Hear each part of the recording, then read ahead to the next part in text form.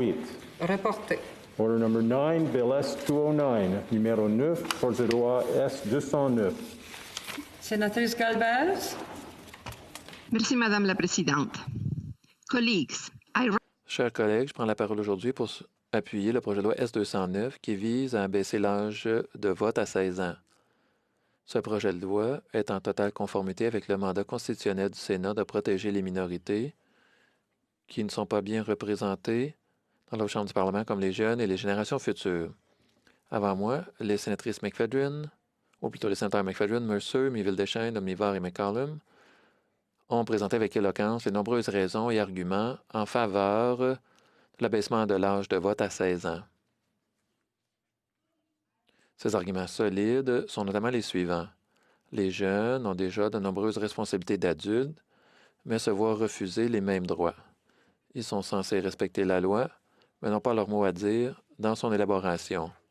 Ils participent déjà à la vie politique, malgré de fortes tentatives pour les exclure du processus politique, et ils font des électeurs conscients et avisés. Abaisser l'âge du vote contribuera également à augmenter la participation électorale et à améliorer la vie des jeunes. Dans une démocratie, on ne refuse pas le droit de vote aux gens parce qu'on pense qu'ils pourraient voter contre nos idées. Le suffrage universel est le droit de tous les citoyens et la capacité de voter ne devrait pas être retirée à la légère ou arbitrairement. Et enfin, la loi visant à baisser l'âge du vote bénéficie d'un fort soutien dans le monde entier et les lois sur le vote sont en train d'être modifiées pour en tenir compte avec des résultats positifs. En effet, lorsque l'âge du vote est abaissé à 16 ans, les jeunes ont montré un intérêt pour le vote. Mes collègues, les connaissances et l'expérience ne sont pas des critères pour la éligibilité à voter. Amélie Bollet, 17 ans, renchérit, et je la cite. L'argument affirmant que nous ne sommes pas assez sages pour élire notre dirigeante est apolitique. La sagesse est un comportement propre à l'humain qui aspire à la connaissance et à la compréhension tout en sachant rester indéterminé.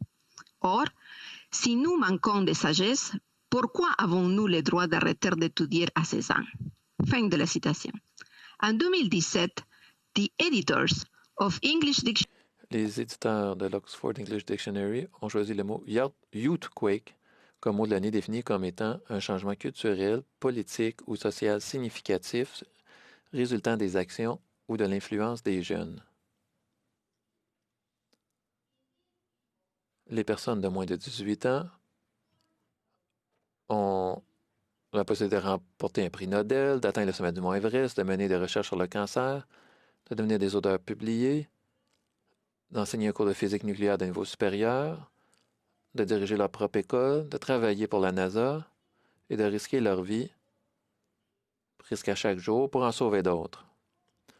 Selon un sondage Abacus de 2019, les jeunes Canadiens âgés de 15 à 30 ans accordent la priorité aux défis mondiaux tels que le changement climatique et l'évolution démographique profonde, la transition et les perturbations économiques, ainsi que la montée de l'extrémisme et la polarisation politique dans le monde. Les jeunes Canadiens sont bien conscients que ces défis auront des répercussions disproportionnées sur eux. Mais comme les jeunes sont sous-représentés en politique, les questions qui les concernent le sont également. Ayarba de Gatineau. L'étudiant de secondaire 3, impliqué à son école, qui aime beaucoup l'histoire, la politique, les sciences et l'astronomie, insiste, et je la cite, « Crise climatique, droits humains, inégalité sociale et économique, tant de dossiers sur lesquels les pays bénéficieraient à nous écouter. Je pense qu'une bonne partie d'entre nous sont prêts à voter car nous sommes beaucoup plus conscientisés et informés sur les enjeux importants du pays. Plus encore que nos parents et grands-parents qui ne l'étaient pas à notre âge. En effet, grâce à l'Internet, nous avons accès à toute l'information du monde au bout de nos doigts. Même à 14 ans, il n'est pas rare de nous voir discuter de politique et partager nos opinions avec le désir un peu idéaliste de voir bouger les choses. Fin de citation. Même son de cloche chez Solène Tessier de Montréal. Je cite son témoignage. Je suis engagée socialement depuis que je suis une enfant. À 4 ans, j'ai chanté pour amasser des fonds pour un centre d'aide aux femmes en difficulté, en commençant comme représentante pour le comité vert de l'école quand j'étais à la maternelle. Je me suis toujours impliquée dans la vie étudiante à l'école. À 8 ans, j'ai marché pour les femmes. J'ai aussi marché avec ma mère et ma casserole avec les mouvements des carrés rouges pour défendre mon futur et mon droit d'accès à l'éducation en 2012. C'est moi qui ai convaincu mon père de sortir aussi. J'avais 10 ans. J'ai fait énormément de bénévolat pour différentes causes. À 15 ans, j'allais tenir compagnie aux patients à l'hôpital 3 heures par semaine. C'est aussi à cet âge que j'ai commencé à développer mes propres valeurs et opinions politiques. J'écoute l'Assemblée nationale de temps en temps. Des fois, c'est long, mais ce n'est pas pire que ça. À 17 ans, je suis devenue jeune leader pour le climat, environnement, jeunesse. Je donne des conférences dans les écoles. J'agis surtout par espoir. L'espoir d'un futur sain et vert où je me sentirai bien dans ma communauté et je crois sincèrement qu'ensemble, on va y arriver. C'est tellement un beau projet de société. Comme jeune impliqué, c'est dur de ne pas pouvoir voter. On s'exprime, on demande de l'action, mais on ne peut pas participer à cette action en votant pour ceux qui doivent le faire. Sans présence politique, notre voix ne porte pas. Si on ne se sent pas entendu, ce n'est pas motivant, même si tout le monde nous félicite pour notre engagement et nos pétitions. Les changements climatiques sont très loin pour les personnes plus âgées qui ne les vivront pas complètement. Les gens qui votent en ce moment ne les font pas en fonction des intérêts de la jeunesse. Ils s'inquiètent de ce qui les touche dans l'immédiat. Nous, les jeunes, allons vivre les conséquences concrètes des changements climatiques. Si nous devons tous attendre avoir 18 ans pour avoir le droit de voter et exiger plus d'action du gouvernement, il sera trop tard pour gérer les conséquences. Les gens seraient moins anxieux pour leur futur s'ils n'étaient pas juste des spectateurs dans la pièce politique. J'aurais voulu voter aux dernières élections fédérales, ce qui aurait été possible si c'était permis à 16 ans.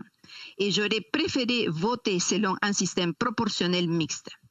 À la place, j'ai commencé à m'impliquer avec Extinction Rebellion et je participe à des actions directes parce que j'avais l'impression que je ne pouvais pas avoir d'impact autrement. Quand je m'implique, je suis beaucoup moins anxieuse. Ça me donne de l'espoir et ça marche. Ça a mis la crise climatique à tout le monde en parle. Fin de citation. Solène a eu 18 ans cet été. Cela fait déjà 14 ans qu'elle contribue à la société, mais elle n'a pas encore pu voter. Her concerns are also echoed by Zoé et Sophia de l'Ontario partagent également ses préoccupations. Zoé, Kerry Matner, 13 ans, dit, et je cite, « L'avenir des jeunes est détruit par les générations plus âgées. Nous n'avons pas notre mot à dire dans les décisions que les gouvernements prennent concernant notre propre avenir. C'est pourquoi nous protestons, parce que c'est la seule chose que nous pouvons faire pour nous protéger. Ce serait bien de décider de notre propre avenir pour une fois. Ainsi, si l'âge de vote était abaissé, nous pourrions faire entendre notre voix et avoir notre mot à dire dans les décisions des gouvernements. » Fin de la citation.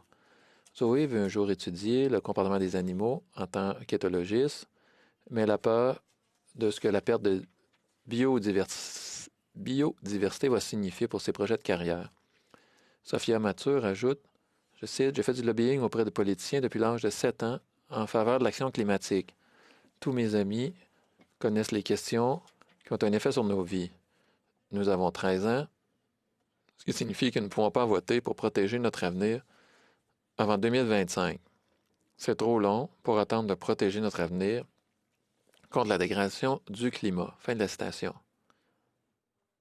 Sophia Mature était la première étudiante au Canada à rejoindre le mouvement des Vendredis du futur en novembre 2018. C'était bien avant que la militante suédoise Greta Thunberg ne galvanise le mouvement des jeunes pour le climat, qui a fait plus d'1 demi-million de personnes dans les rues de Montréal en septembre 2019 et bien plus encore dans tout le Canada. Zoé et Sophia poursuivent toutes les deux le gouvernement de l'Ontario pour avoir affaibli ses objectifs climatiques, ce qui entraînera des maladies et des décès généralisés, violant ainsi le droit à la vie, à la liberté, à la sécurité. Les jeunes veulent des actions pour protéger leur avenir. Soit nous leur donnons les moyens d'agir en leur permettant d'exercer leurs droits démocratiques, soit nous continuons à se battre contre eux devant les tribunaux et à bloquer les rues. Beaucoup d'entre nous ont proposé des mesures législatives pour aider les jeunes, des scouts à la protection contre la pornographie, en passant par la proposition de commissaire à la jeunesse.